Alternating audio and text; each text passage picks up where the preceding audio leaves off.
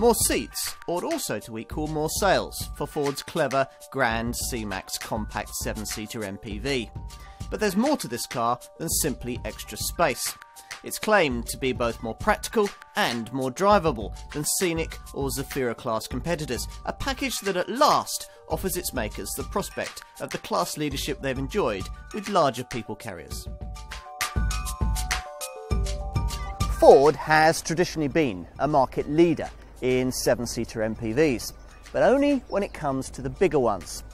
Move away from their large Galaxy and S-Max sized people carriers into the volume Scenic sized compact mini MPV segment, and the brand has traditionally been less effective.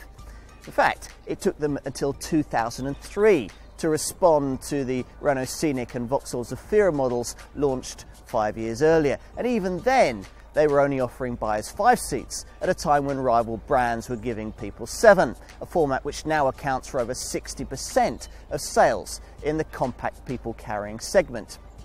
In the end, it took Ford until the back part of 2010 to bring us a second generation C-Max lineup that caught up by offering buyers not only a 5-seat C-Max variant, but the 7-seat Grand C-Max model that we're looking at here. Still, there are advantages to being fashionably late to any party, and Ford's design team have made full use of them. Effective though the current crop of 7-seater compact mini MPVs may be, you wouldn't really finger any of them as being particularly good to drive. Some of them could do with being a bit more practical too, by borrowing features like sliding side doors and easier seat folding mechanisms from larger, more expensive people carriers. Clear opportunities then for this Grand C-Max to offer growing families a more effective option in a quickly growing market. But will it? Let's find out. Now, one thing that the original C-Max was very good at was rewarding you once you dropped the kids off at school and were taking the twisty way into work. Can a heavier, longer version of the same thing really hope to replicate such agility? Let's see. Settle into the raised command bridge driving position with its raised 6-speed gear shift and centre console, and first portents are good, continuing as the first few miles reveal a car that, thanks to its tortoise chassis and clever control blade rear suspension, manages the difficult trick of being both supple over bumps yet controlled through the bends. It's true that this car's 5-seat C-Max sister model is more agile, but it isn't by much, perhaps because that car isn't much shorter or much less bulky than this one. And both models feature two of the finest examples of Ford's cleverness. The first is an electrically assisted power steering setup through which you can actually feel the road beneath your wheels, a rare thing in an age of PlayStation-like response from systems like these. And the second? Well, it's called a torque vectoring control system, something that you'd be more likely to find on a supercar or one of those extreme hot hatches.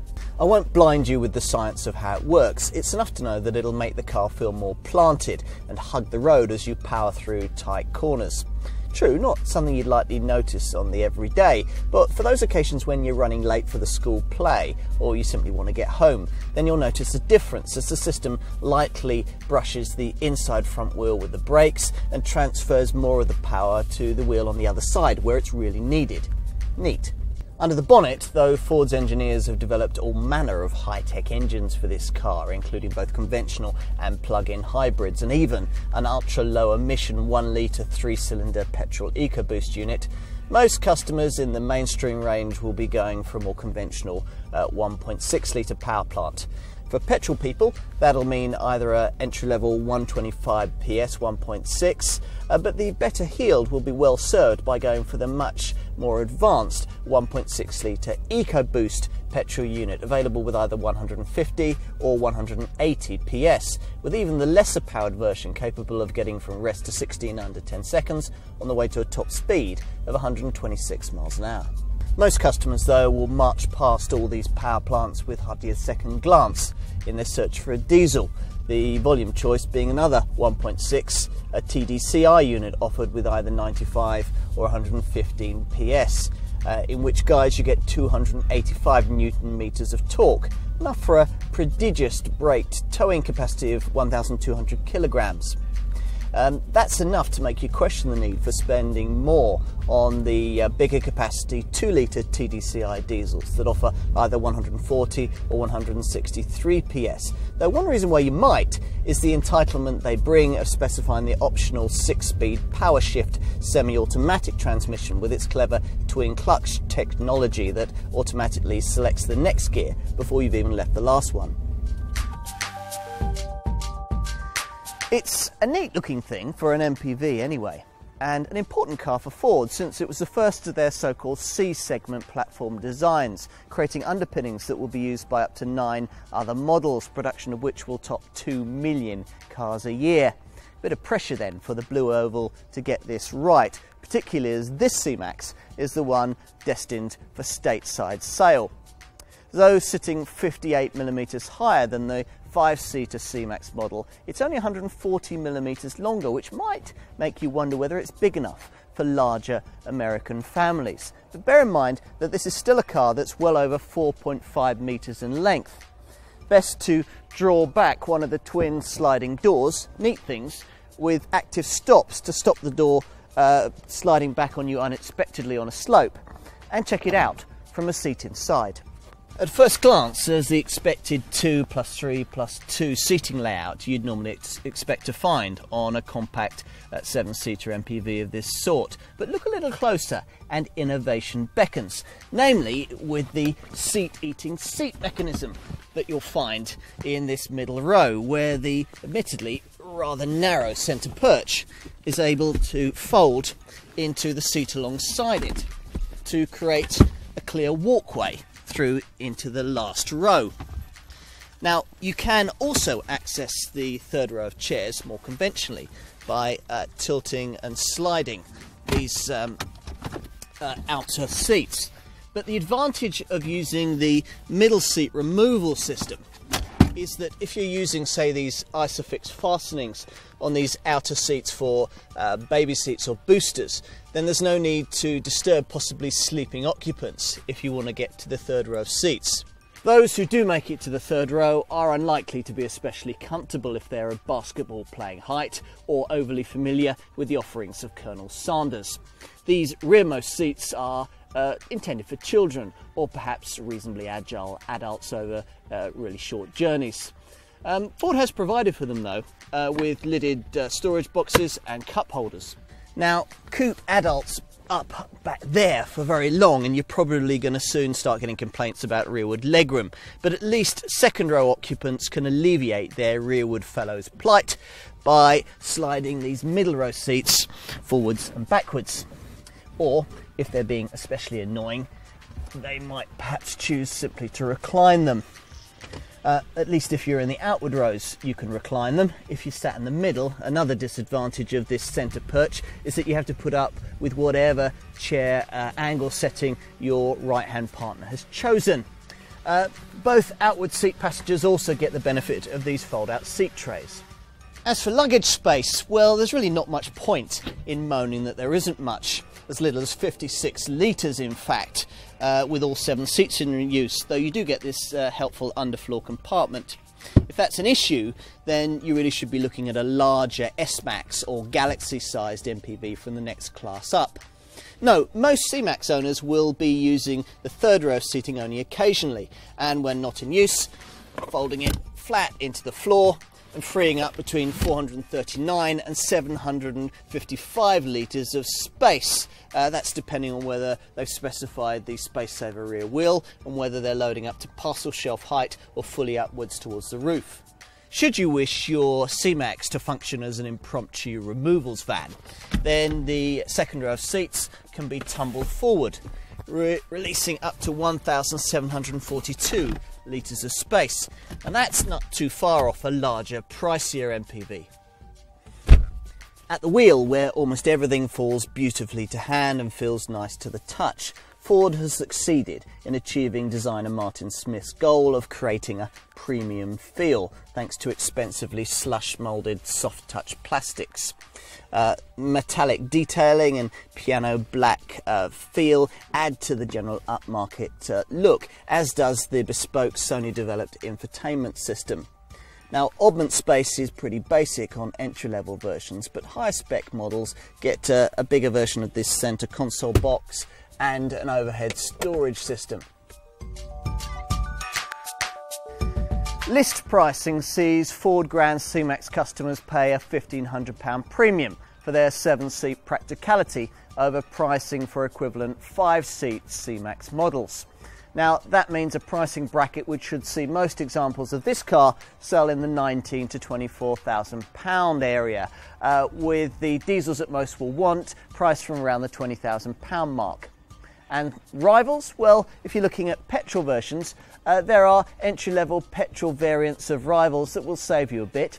Peugeot's 5008, Vauxhall Zafira and Citroën C4 Grand Picasso, for example, though the equivalent Renault Grand Scenic actually costs a bit more. But when it comes to the diesels, the Grand C-Max pricing is a bit sharper. Compared to the volume 1.6 TDCi variant, most rivals offer less power and are only a few £100 less, and that's a premium that I think many buyers will gladly pay for this Ford's extra versatility. Whichever version you choose, standard or EcoBoost 1.6 litre petrol or 1.6 or 2 litre TDCi diesel, that's the variant we're looking at here, you should find your Grand C-Max to be decently equipped. Now, standard kit across the range runs to air conditioning, alloy wheels, a leather covered steering wheel, rear parking sensors, and perhaps the highlight, a good quality 6-speaker MP3 compatible Sony digital stereo with USB connectivity and voice control, Bluetooth and a DAB digital tuner. Desirable options, well, there's the active park assist system that can help slot you in to the tightest spaces, something that'll be even easier if you also opt for the rear view parking camera. There's also a neat glass panoramic roof. Safety-wise, there are twin front, side and curtain airbags, stability control and all the usual electronic braking and traction aids. There's also an optional blind spot information system that'll stop you inadvertently but dangerously changing lanes in front of other drivers. Now, Ford wouldn't bring a family-orientated vehicle like this to market unless it had keenly addressed the issue of running costs, and this Grand C-Max is no exception. Thanks to Ford's Econetic technologies, including Ford Eco Mode and smart regenerative charging, the volume 1.6 litre TDCi diesel model manages to return 57.7 miles to the gallon on the combined cycle and put out a CO2 emissions return of 129 grams per kilometre. Petrol people will be better served by going for the higher tech 150 PS EcoBoost model rather than the entry-level 125 PS 1.6, provided that they can stomach the extra upfront asking price. This more modern unit does, after all, return the same 159 grams per kilometre CO2 return and a slightly better combined cycle reading of 41.5 miles to the gallon. Impressive enough for you to mistake this petrol variant for a diesel, in which case you'll be glad of the Easy Fuel misfuel prevention device, there to stop you making an expensive mistake at the filling station. On the ABI 1 to 50 grouping scale, this Grand C-Max is up to 5 points better than its old C-Max predecessor, with even the top-of-the-line 2 litre TDCi model rated at Group 20E thanks to its Thatcham Category 1 alarm. The thorny issue of residual values should exceed most expectations too, with independent experts reckoning that this car will achieve values around 15% better than the previous C-Max over 1 year or 20,000 miles, and up to 10% better over the more usual 3-year or 60,000 mile reading when compared to the old version. And this car is eco-friendly too, with more than 300 parts of it constructed from recycled materials. It was clear what the Ford C-Max needed to make it really big in the compact MPV sector: 7 seats. With that oversight rectified, this Grand C-Max model now looks to offer a very complete proposition indeed. The family buyers it's targeting are a demanding bunch, but the good looks, spacious cabin and eye-opening versatility it offers seems certain to convince a fair number of them. That all of this has been delivered without compromising the drivability that marked out this car's predecessor is truly impressive. Because let's be clear about this, this car dynamically is streets ahead of the opposition. It's true that it isn't especially inexpensive and that the entry-level petrol unit could be stronger, but that apart, this is a remarkably complete package. One that Ford may have taken its time in delivering, but one that's been well worth the wait.